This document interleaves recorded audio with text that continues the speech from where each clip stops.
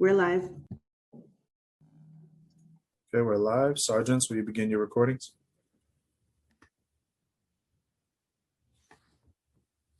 Cloud is up. Backup is rolling.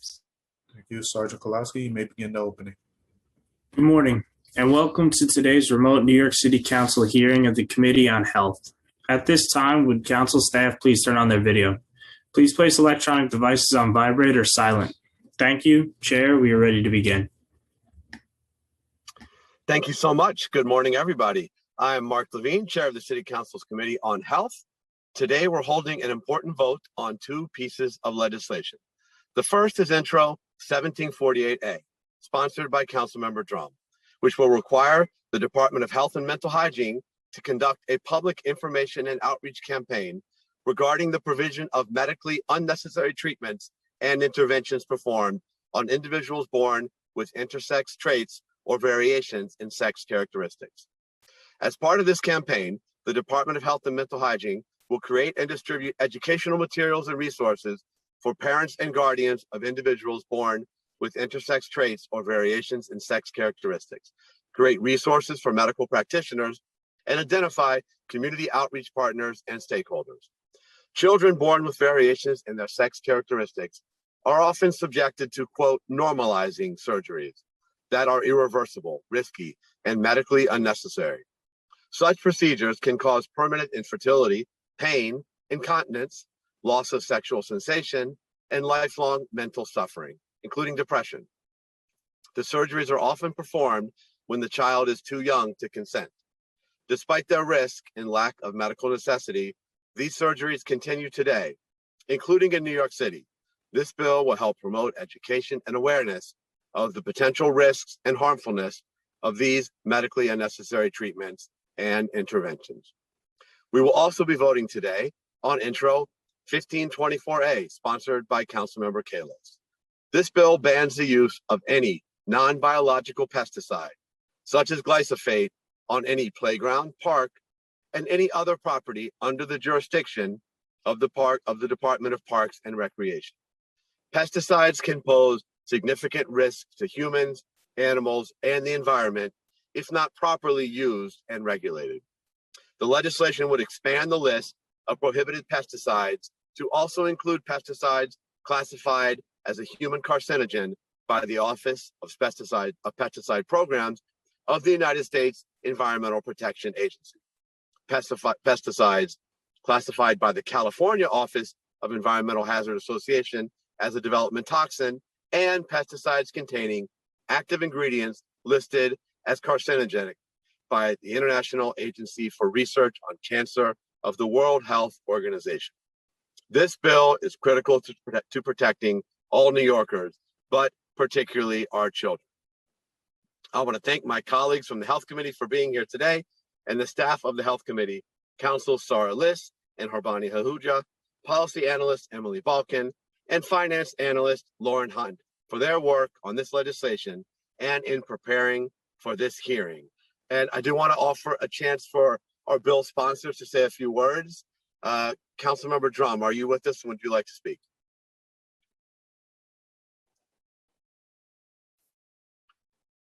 Okay, let's see if Councilmember Kallos is with us. Would you like to speak? Thank you. Today is Earth Day. Earth Day is the day that we will ban toxic pesticides from our parks. We will stop poisoning our children. We will stop poisoning our workers. We will stop poisoning Mother Earth. We will stop choosing cancer over weeds. I would take weeds any day over cancer. I have to admit, I love dandelions. I love to blow their seeds everywhere. I love sharing that with my daughter as we picked everyone we could find in Central Park and blew the seeds everywhere. She watched in amazement, even confusing them with bubbles. If this isn't already clear, this is personal for me. And countless families like mine who went through this pandemic in cramped one-bedroom apartments that weren't designed for shelter in place and who relied on our parks as a refuge. But with a toddler who touches everything, puts her hands in her mouth, the parks were scary knowing just how much pesticides they were spraying everywhere. When you think pesticides, people think lawns. And that's because Roundup is always advertised with a lawn. I don't think I've seen a Roundup ad with a woman. It's always a man, and it's always them spraying down their lawn. And thanks to the work of the Black Institute, we learned that pesticides are being sprayed in communities of color at a greater rate than anywhere else in our city, in parks that don't have lawns but have blacktops, where kids are playing sports like basketball and they're touching the court and their hands are touching the ball, which is touching the court. And you're sitting down, not thinking that they'd have the temerity to be spraying pesticides all over the court, because God forbid there be a small weed that props up through a crack in the court. And so we learned that this wasn't only an issue of poisoning our children and our workers, but an environmental justice issue. This bill will prohibit city agencies from applying to any property owned or leased by the city any chemically based pesticides, with very limited exceptions. This legislation will put New York City at the forefront nationally of addressing this important issue. I want to acknowledge some folks who have worked for years to make today possible. The fight began in 2005 with the passing of Local Law 37 by our colleague, once again, Councilmember James Gennaro, which banned toxic pesticides used on city land and leased land. That law banned toxic pesticide use on city land and leased land. Unfortunately, it turns out that some of those pesticides known to be hazardous, including glyphosate, were not captured by the law. In 2015, a group of precocious kindergarten students at PS 290 brought this issue to my attention. They sang, and you can watch the videos online from the hearing, they sang, "Ban toxic pesticides, use only nature's pesticides." And they repeated it, and they concluded with, "Pass a law." I introduced the legislation banning the use of these toxic pesticides, including Roundup and glyphosate, in all of New York City parks and open spaces on the heels of the World Health Organization declaring glyphosate a probable carcinogen. I'd like to thank those students and their teacher, Paul Raghavan, for their courage and endless advocacy. If you haven't passed the law by middle school, you might be an underachiever in my district. I also want to thank Bertha Lewis and the Black Institute for their thorough reporting, analysis, and advocacy for communities of color, for environmental justice on this issue and so many others. Jay Feldman from Beyond Pesticides, who provided us with the expertise and helped us guide us through the science behind this issue. I also like to thank Doug and Patty Wood of Grassroots Environmental Education, who helped get this bill, the necessary co-sponsors that have been stalwart advocates on many environmental issues. This bill has a veto-proof majority because of advocates like them. Lastly, I'd like to thank Speaker Johnson for his leadership on this and commitment to pass this legislation. Going back to the previous session to today, if he wasn't Speaker, I don't think this would ever be passing. Thank you to everyone involved, and I urge you to vote yes for our environment, for our children, for all of us. Thank you, Councilmember Kalos. And I think now we'll call the committee vote. I'll ask our committee counsel, Billy Martin, to start the roll. Thank you. Good morning. William Martin, Committee Clerk, roll call vote, Committee on Health. Proposed introductions 1524A and 1748A. Both items are coupled. Chair Levine. I vote aye. Thank you. Barron. I vote aye. Ampry Samuel. I vote aye. Holden. I vote aye. Powers. I vote aye. Dharma Diaz.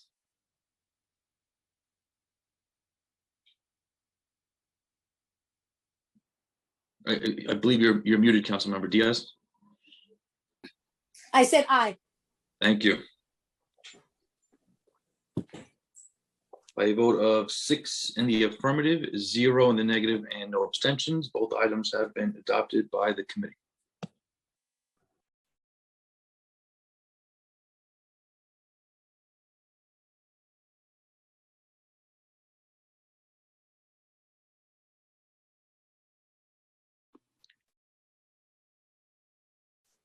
Thank you, Billy. And I think we'll hold the vote open for just a few more minutes. Thank you all for participating. And Chair, we've been joined by Councilmember Drum, who I believe will be making an opening now. Wonderful. Thank you, council member. Please, we'd love to hear from you. Thank you very much, Chair Levine, for holding the vote open. I was on a press conference with the mayor, so I appreciate giving me the opportunity to make this statement. First, as my time in the council winds down, I want to place the legislation you or we are voting on today in context. As chair of the LGBT caucus, I've been so happy to have worked with you, my colleagues, to make New York City as open and as affirming as possible. This council especially has helped the LGBTQIA+ rights movement move forward, from Speaker Johnson's efforts to update gender designation options on birth certificates to Intro 1748's groundbreaking advance for the intersex community. I am proud to say that New York City has become a leader that other cities and states look to on LGBTQIA+ policy.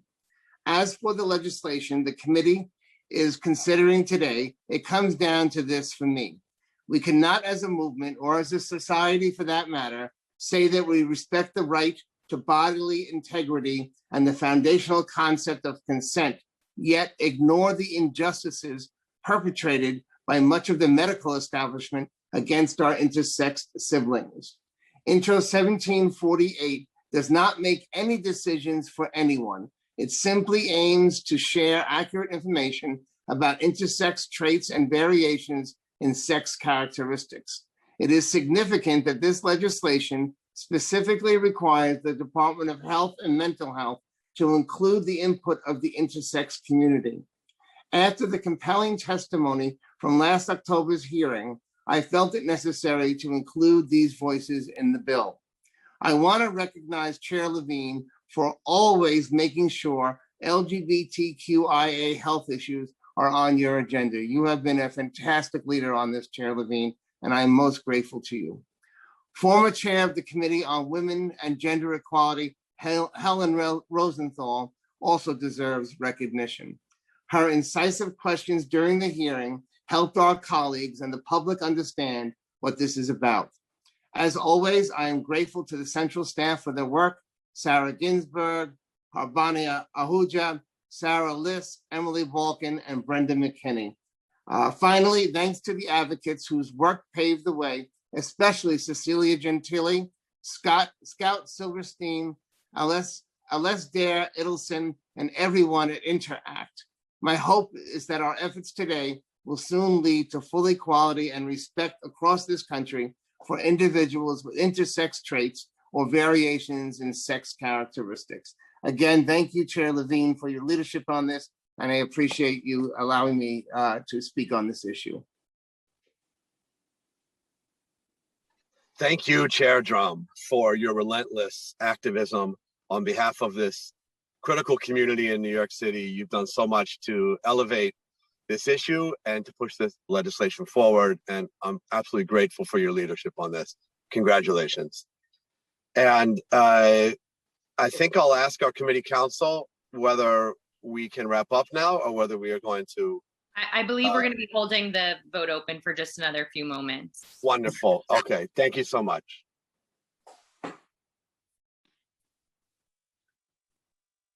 Chair Levine, we've been joined by Councilmember Eugene. Wonderful. Welcome, Councilmember Eugene, Dr. Eugene. And Billy, if you'd like to register the vote. Sure. Councilmember Eugene, proposed introductions 1524A and 1748A. If you would like to vote now, sir. You're muted, Councilmember.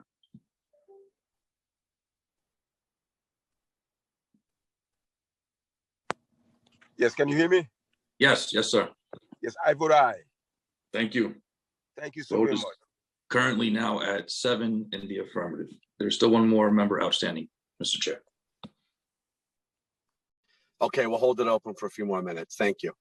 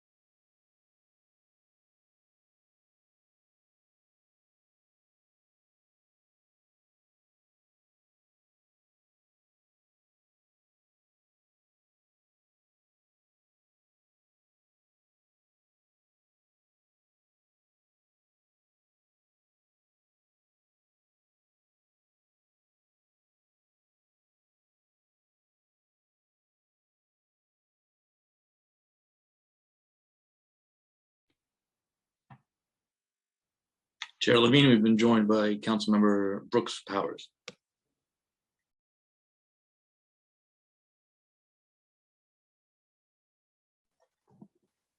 Wonderful, and welcome to our newest Health Committee member, Councilmember Brooks Powers. We're happy to have you. And Billy, if you could please call the vote. Sure. Proposed introductions 1524A and 1748A. Councilmember Brooks Powers.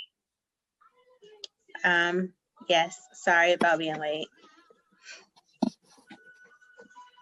I vote aye. Thank you. Final vote on the two items are now 8 in the affirmative, 0 in the negative, and no abstention.